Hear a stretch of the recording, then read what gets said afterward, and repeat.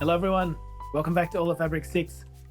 So apparently I've been spreading some misinformation in the last episode, false news you might call it, telling people that they needed to pour this liquid crystal on top of the polished gemstone blocks here or on top of the accelerators.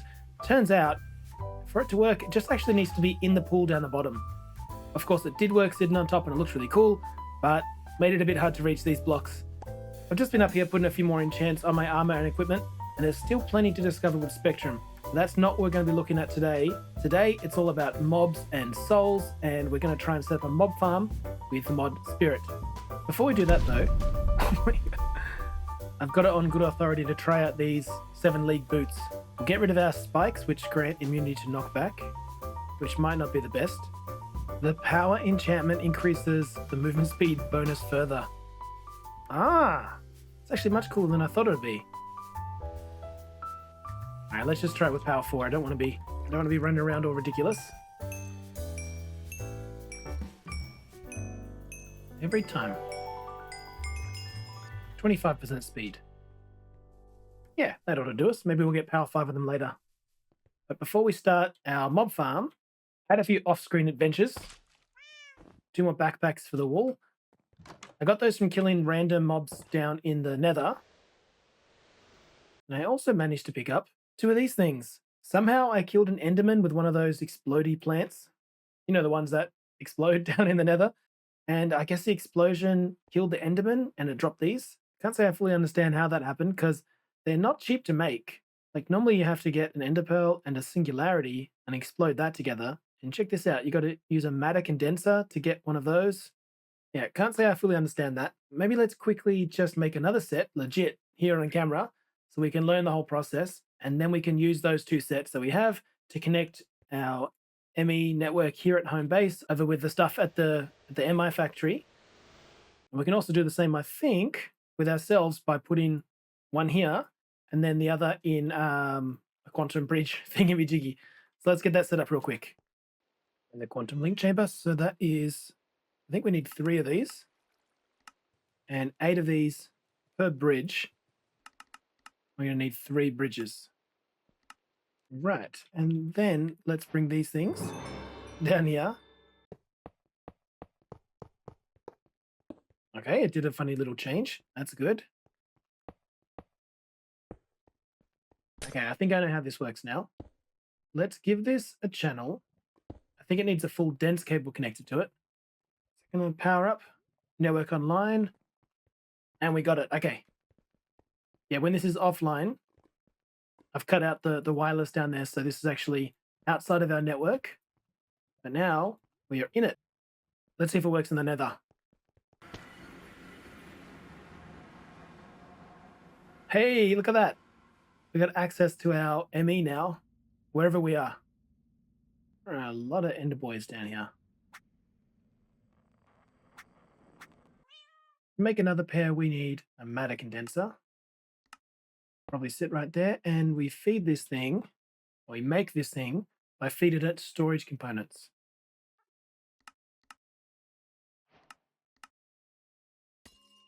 We get 1 of each. Let's see how much that gives us. We have to give it items? No. Stored. Oh, there we go. Oh, I see. To be honest, I don't really know what I'm doing here. If we were to throw the interface right there. All right, it doesn't seem to matter how you pipe it in. And in fact, because we're so impatient, we'll actually have a series of pipes feeding in there. I guess every 3 seconds, 184 are being transferred through there. I guess we just got to sit back and wait and let this accumulate. All right, I'm sure that'll be ready by the end of the episode, and then we can connect ME here to our factory wirelessly and get rid of this ridiculously long line. Where am I? And get rid of this ridiculously long cable network. That's just kind of forcing us to chunk load all of these chunks. Got to keep them permanently active so that the factory is able to talk to home base. That is an issue for later though. But for now, let's look at playing around with the last mod on the list, Spirit. The start of almost every recipe, or any recipe in Spirit, involves soul powder. I don't really have an area set up for Spirit yet, so I've right it here at the front of our house and probably do. All right, that was relatively easy. Now, without a book, I'm fairly certain this mod doesn't have a book. Yeah, just the enchanted types. Without a book to guide us along, we are kind of dependent on the quest line here. But from what I can tell, just from kind of reading through these things and having a bit of a play around in creative, it looks like the currency of this, the currency in this mod is souls, which you get from killing hostile mobs, or perhaps any kind of mob, I'm not sure. But you kill them with one of these soul tools, which you can also enchant with Soul Reaper to get more souls. And then with that, you make all kinds of things like unique kinds of beacons, which have area of effects. You can generate power from the killing of mobs. You can make a soul cage. We'll make one of those soon, which spawns mobs for you. And then you can get to this soul revitalizer thing where you kind of just simulate mob spawns and mob deaths, and you get to collect their loot. And soul powder looks like, yeah, we're going to need a lot of soul powder to get going. So we should probably look into automating it to make our lives easier. If we lay it up with a pattern down here, or give it 1 glowstone, it'll give you back 8 glowstone powder.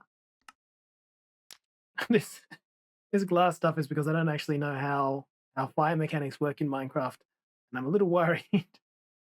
Will that burn? I mean, it's wood, but I don't think it'll burn. And let's set a filter on this. That noise always scares me. Let's set a filter on this just to accept soul powder. And hopefully that doesn't burn down our entire base. Even if you just want 1, it'll make 8. There it goes. Does its magic. All right, so we've got that automated now. That's easy. We also want to make soul slate and soul glass because it doesn't actually consume those blocks. You see, this one will consume the blocks. This one won't.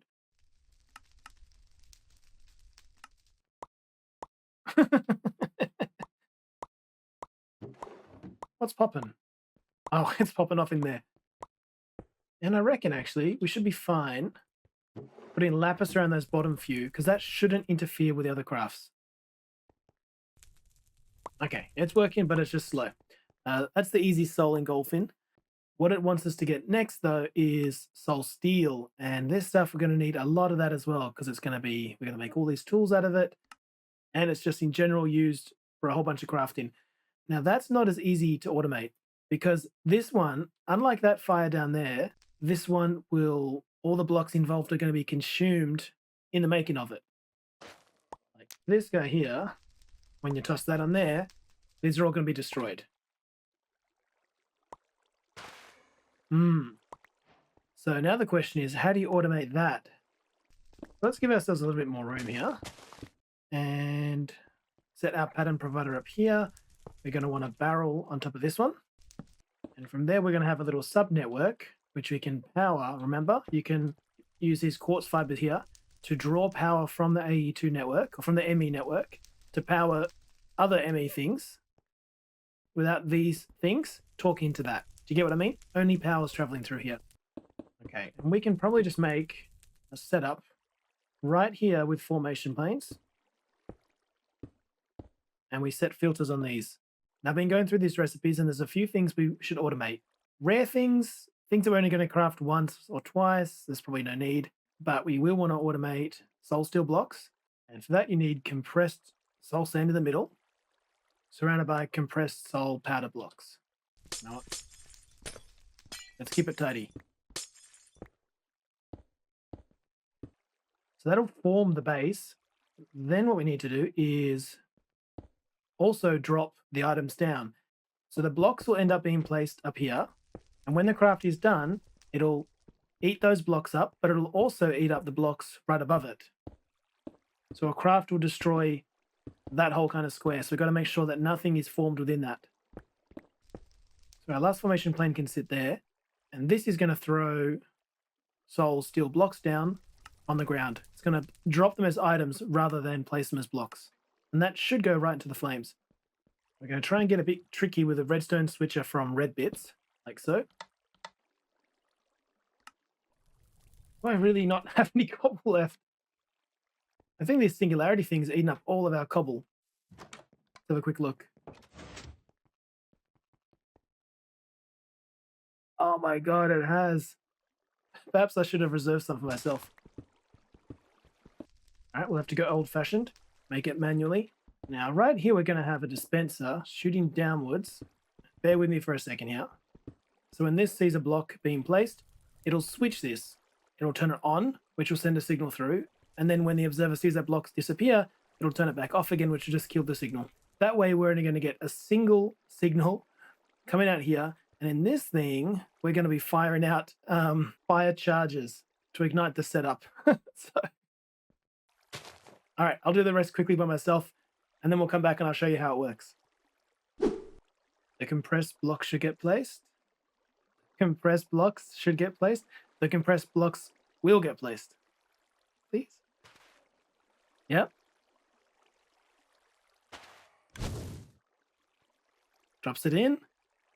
And that vacuum hopper, that is. And I've just set this black hole chest up here to allow it. Because, you know, it's big enough. Now, the way in which this works is, I don't know. It was a bit tricky for me to figure out. I couldn't have done it without the help of Bellabong in the Discord community over there somewhere. Basically, I just copied off their design with some minor tweaks. So the pattern here is a funny one. You'll see there that, like, the order really matters. You don't want, for instance, this block to go down, trigger a pulse, shoot the fire charge before the compressed soul sand's there. Similarly, you don't want the iron block being shot out before the soul thingy, before the compressed soul sand is placed. So the order in which you construct this really matters. So first of all, I'm saying, hey, place down the compressed soul sand, then put a fire charge up there, then start putting the compressed soul blocks around, because one of them is going to trigger the fire charge, then place the block. But also we've got a stick here, which is an odd one. That is... How do I explain this?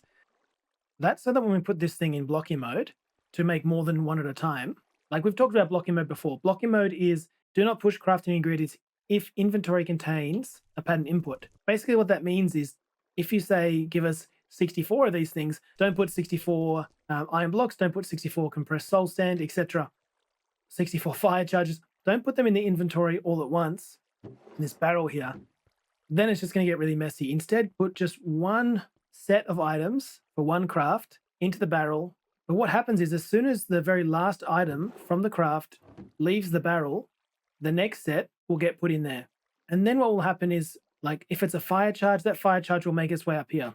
Okay, big deal. That doesn't break anything. The second set of compressed sand and compressed soul powder blocks, they'll also get put into the inventory waiting to get outputted. Okay, also, that doesn't matter because they'll just sit there until these blocks are empty. But what does matter is the iron block. So what I found was that 2 iron blocks would get shot out of here, out of this formation plane. And then the second one would kind of never make it into a craft, and the craft would just hang indefinitely. So you can resolve that by adding a dummy item. In this case, I just chose a stick because we have, you know, heaps of sticks. We're never going to run out of sticks. Was originally going to use cobble, but it seems that our singularity's eaten up all our cobble. And then what happens is when this thing shoots its fire charge, I just get another redstone signal coming out of there into an item pipe, which is transporting just one stick. Requires a redstone signal for it to happen. So this will hold onto the stick, i.e. hold onto the first craft, until after the fire charge has been dispensed. Then it'll release the stick, the pattern provider will see a clear inventory, and then output the second lot of items. I hope that makes sense. So let's just try that out. Let's say, give us 5 of them. Okay, it's going to do all that stuff. Sure, it's very expensive on glowstone. Let's be patient and see how that goes. I probably do need to work on speeding things up.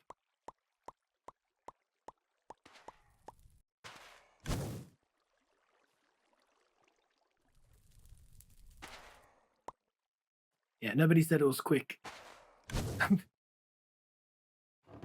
Amazing. So happy that works. I am a complete nincompoop. I figured that seeing as you can use 9 of these soul steel ingots to make a soul steel block. I thought you could do the reverse recipe to get the ingots back. It doesn't look like it. So we'll have to set up a recipe here as well for these guys, for the soul steel ingots. That's not too hard. So just like before, we set the recipe up, including the fire charge and the order matters. This takes 4 soul powder blocks. Can we make multiples is the question.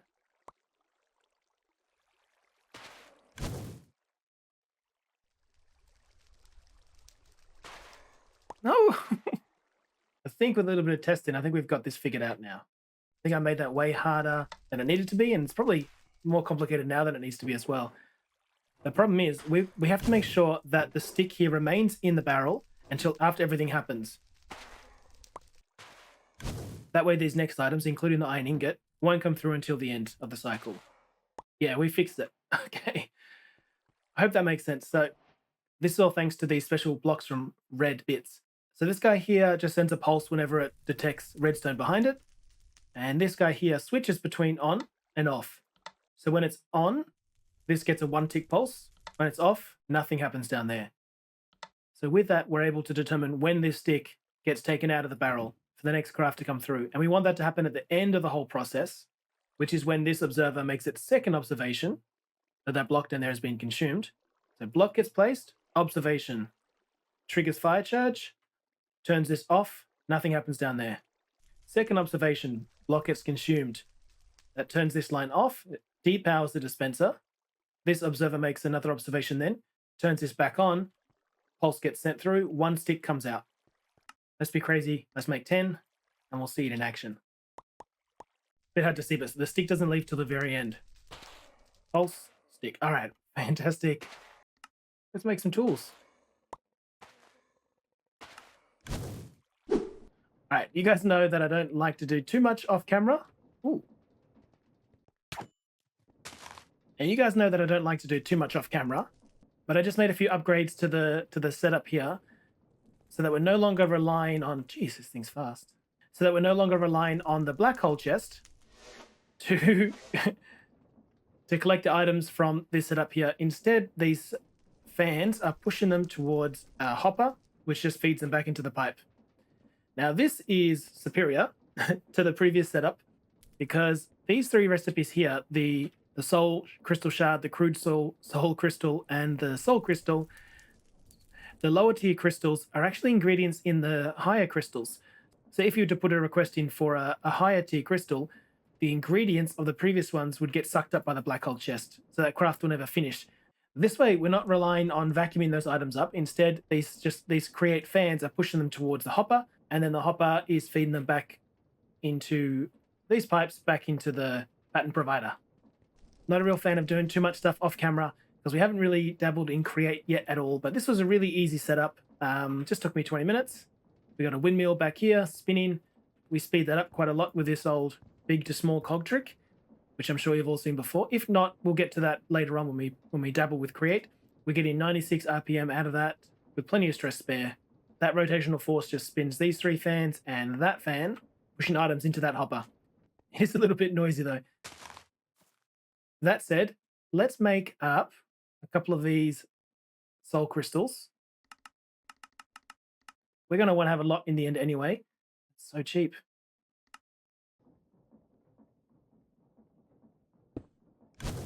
And then we can go get to work collecting up some souls. But I did just have to move that black hole chest a little bit further away so that it's outside the range to suck up these items, because it was just sucking up the dust.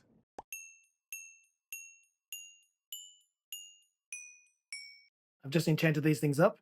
Not too sure what they do, but I've got mending on, the ones we're going to use. Unlikely to use these 3.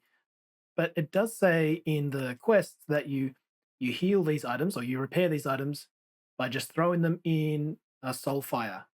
So repairing them is basically free. This guy, the soul steel bow, won't work because we haven't got any souls yet. Once you start getting souls in your crystals, you use that as ammunition. And our sword, I went overboard with. It's got all the best enchants on there, including Soul Reaper, which doesn't really tell you what it does, but it just gives you more souls. So if you were to kill a mob with a regular blade, you'd get, I think, 1 soul, or I'm not sure how it works out, but with Soul Reaper, you just get more, much more. So we've got all these souls here. We'll put them away so that I don't accidentally get silly mobs on there. We'll make sure the first one we kill is one we're interested in actually farming. Let's start off with a good old basic vanilla one like a creeper. Wow, we got 5 souls for a single kill. Needs more souls. You need to get to 64 souls before you can do anything with it, it looks like.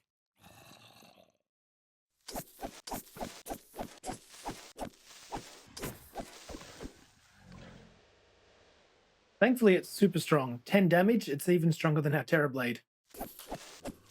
Probably last guy? You've reached the crystal, something has reached new heights. 63 more until average tier. Mob is soul cage compatible. Did you see that? So that consumes a soul, and it has this. I didn't realize it would have special effects. So we'll collect some souls from those guys.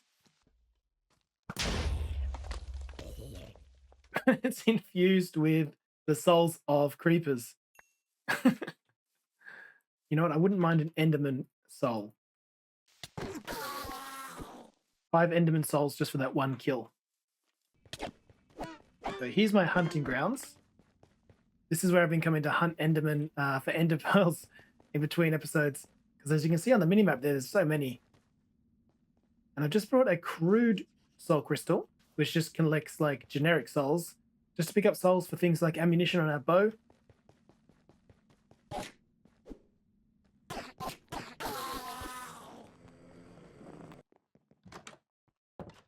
So we got 2 types of souls stored here. We got creepers and Enderman.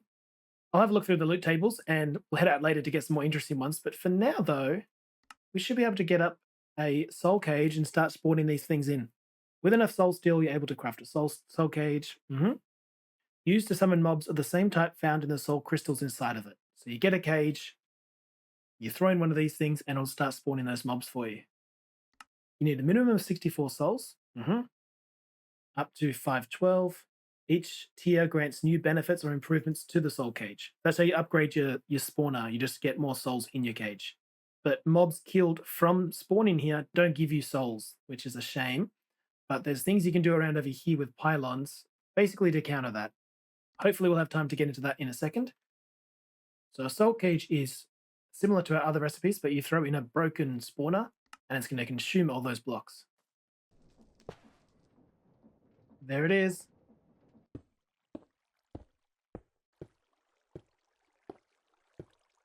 All right, soul cage down. Let's be safe and put in Enderman. So you see the lowest tier here, which is what we have for our Enderman one. And I've already got to say that doesn't look like they're spawning in. The lowest tier one will give you 3 mobs per cycle. They spawn up to 5 blocks away, and they need you within 16 blocks. And there's a few other things as well. The ultimate tier, much quicker, many more of them. They spawn up to 11 blocks away, and it doesn't need you nearby, which is nuts. Why are you not working? Perhaps this big torch.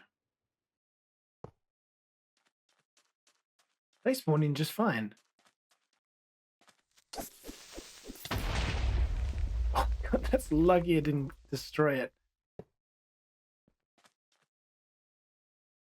This guy's invisible.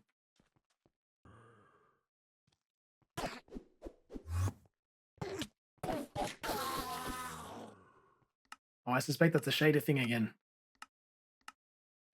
Yep, now I can see him.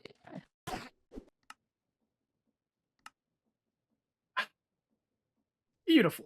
Simply beautiful. So that's fun and all.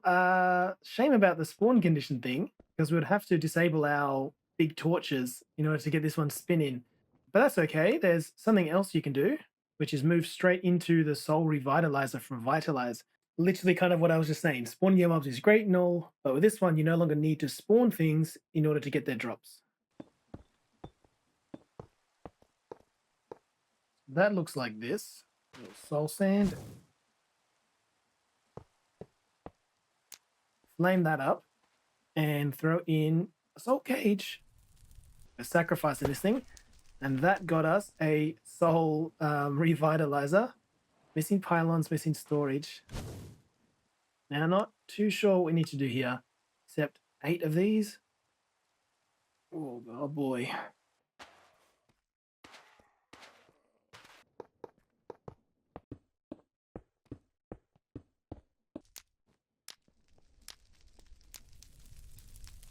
Now, what they don't tell you is how much glowstone I've had to burn through in order to get all these materials.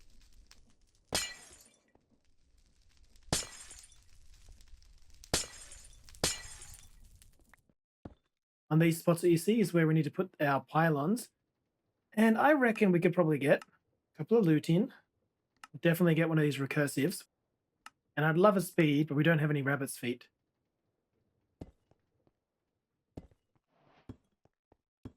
And for now, we'll just fill in the rest of the multi-block with the regular pylons. And give it some souls. It is missing storage, okay. And it's missing power as well. I just hope it can take power from an energy acceptor there. Still got no power. If we try one of these solar panels out, maybe. It's got a little bit of charge in it still. Oh, it's doing its magic. Okay. There's a good spot for a lookout. That is slow. 2,600 ticks. It'll give us 3 mobs. And this guy's got 68 Enderman souls trapped in there. Oh, and these flames are like little indicators. Are they moving? They are moving ever so slowly. I guess once they reach the middle. I don't like the look of this solar panel. Let's see if that all I needed was a kickstart. Doesn't seem to be draining power, so that's promising. I'm guessing we're good now with just the energy acceptor. Here it comes. What this should do is add 3 looting. It should increase the amount of souls. Is that it? Yeah, okay, we got one soul out of that one and 2 ender pearls. Queen bean trades, rotten flesh for rabbit's feet. And if we want to speed this thing up, we'll need a couple, maybe 3 or so. Rabbit's feet.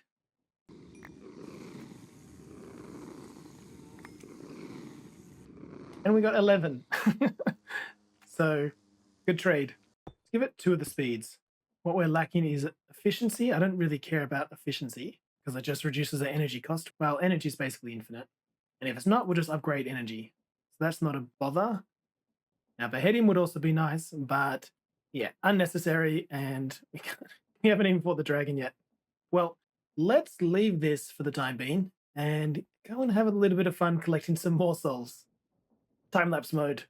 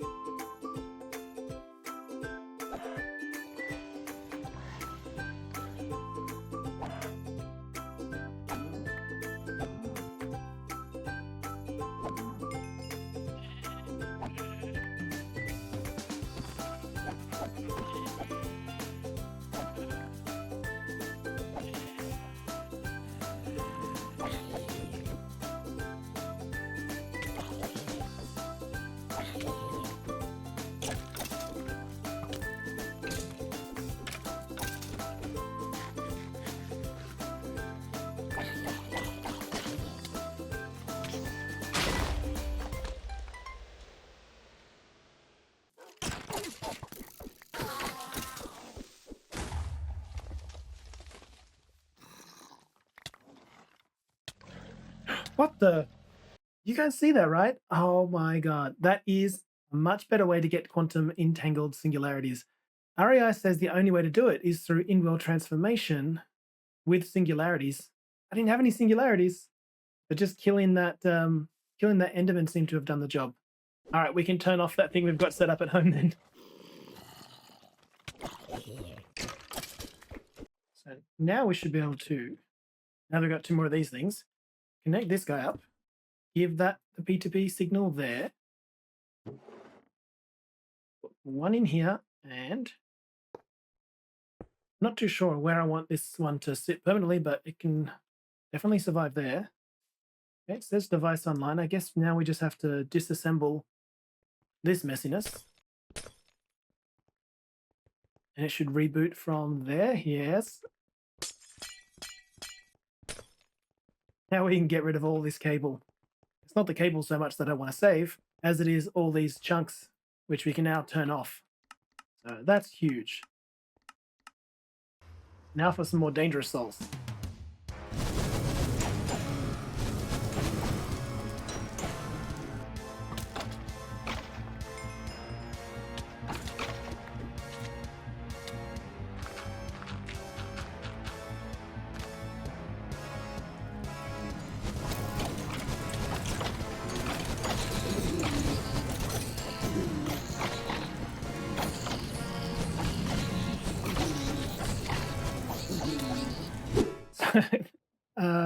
That cursed dirt stuff was a bit more productive than I thought it'd be.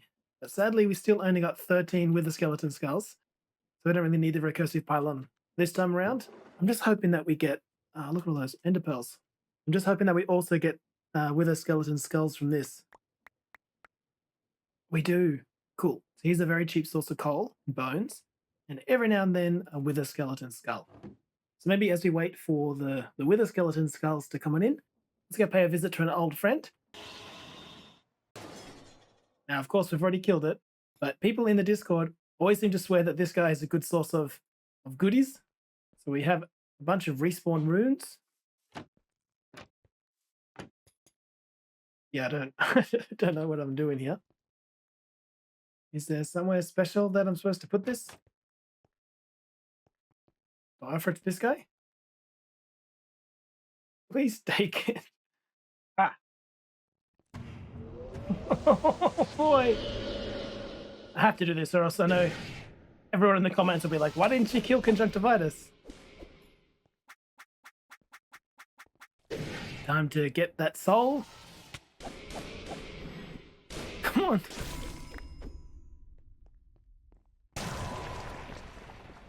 Alright, we got 5 of them. Whew, now to do that X number of times more. Oh my god. I used the cursed sword. All those levels. Oh no. I feel so naked and alone without all my armor. Oh no, the jerk's still there.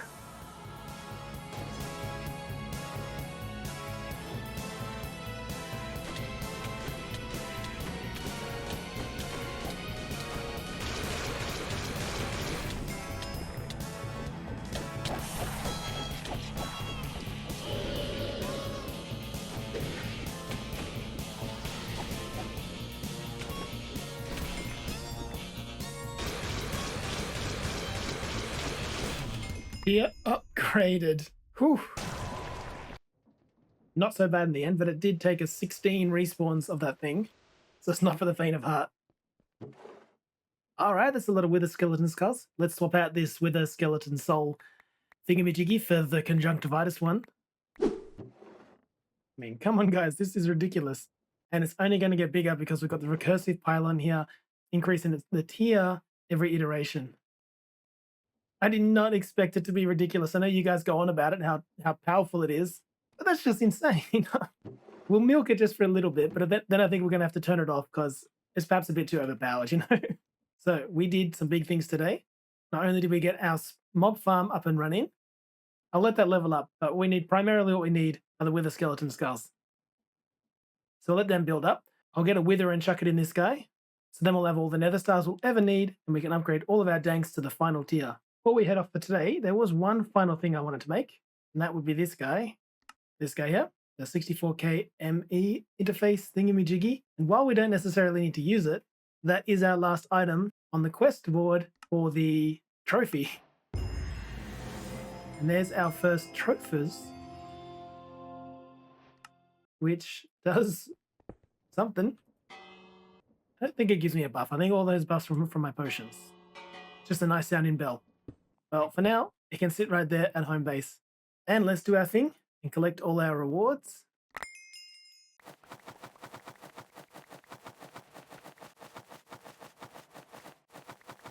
Some useful things there, nothing amazing. And another magic legendary. wouldn't call that legendary. I guess if we didn't have it automated already, it would be. All right, everyone, we are way out of time. Thank you so much for watching. Hope you enjoyed the episode.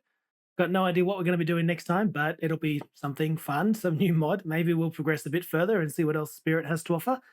Maybe we'll jump back to the MI factory. I don't know. I'll figure it out and I'll see you then. Catch you next time. Bye for now.